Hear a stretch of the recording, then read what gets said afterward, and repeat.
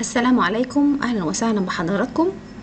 اتمنى ان انتم تشتركوا في قناتي وتفعلوا زر الجرس عشان يوصل لكم مني كل جديد، وكمان ما تنسوش تدوسوا لايك لو الفيديو عجبكم. النهارده بقى هاخدكم معايا رحله كده جميله لسوريا الحبيبه باكله اسمها المحمره. الفطاير المحمره دي اكله جميله قوي مع كوبايه الشاي، كده فطيره جميله تاخديها في البلكونه بتاعتك وتقعدي كده مع كوبايه الشاي وتاكلي الفطيره وتستمتعي. هنا بقى معايا المقادير شفناها على الشاشة. حطيت هنا دلوقتي الخميرة مع المية مع الملح والسكر وسبتها تختمر، وبعد كده هضيف علبة الزبادي وهضيف الزيت بتاعي. المقادير انا كاتباها لكم على الشاشة في الاول. والدقيق بتاعي اهوت كيلو دقيق تقريبا. هحط عليه البيكنج باودر وابتدي اضيف المية بالتدريج، وكمان هضيف اللبن البودر، المفروض اضيفه برضو مع البيكنج باودر، وابتدي اعجن بالعجان. هسيبها بقى تتعجن كويس حوالي ربع ساعة او تلت ساعة عشان تكون عجينة لينة وفي نفس الوقت متماسكة وجميلة. الاكلة دي زي ما قلنا عايزة قعدة بلكونة، وانا هسيبكم بعد كده تستمتعوا ان شاء الله بالقعدة معايا في البلكونة. وجهزت كده فطار سوري كله من الالف الى الياء: زيتون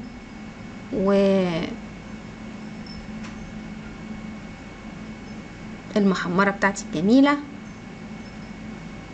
وعسل بقى ومربى ومكدوس. هنا بعقم الرخامة بتاعتي بالخل قبل ما اشتغل عليها.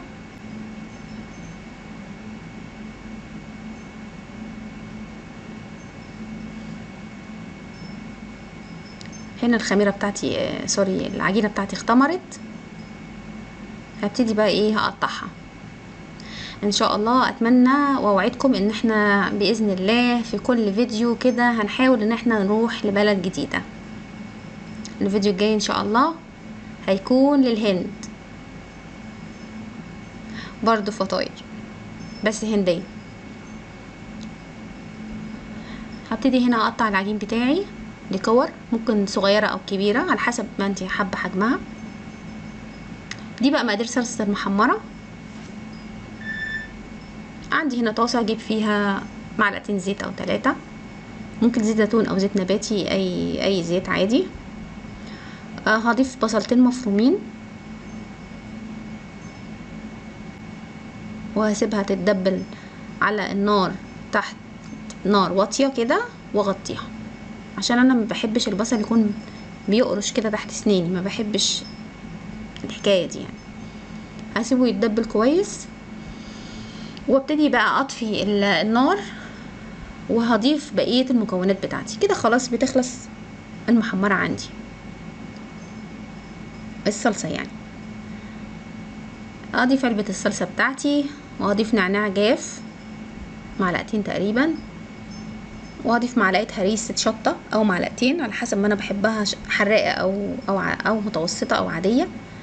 هضيف بقى السمسم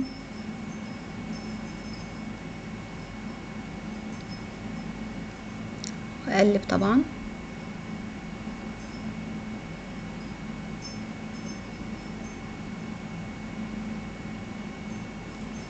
اضيف الملح، ما تحطيش ملح كتير ودوقيها طبعا.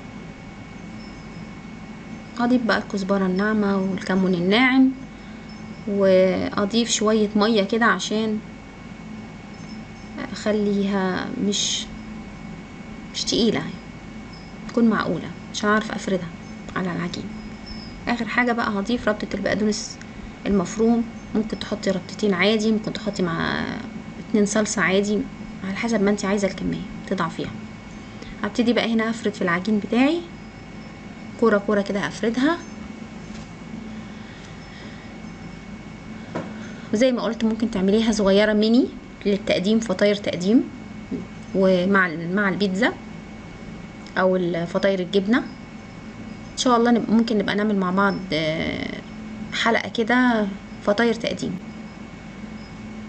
العجينة دي اعتمديها بإذن الله لأي معجنات عندك. عجينة جميلة وطرية ولذيذة والله، طعمها حلو فعلا. انا عملت على فكرة منها بيتزا، وعملت المحمرة، وان شاء الله هتنزل لكم حلقة البيتزا بإذن الله. والرحلة الجاية بإذن الله زي ما قلت لكم بقى ايه، ربنا ييسر ان شاء الله، تبقى تكون للهند.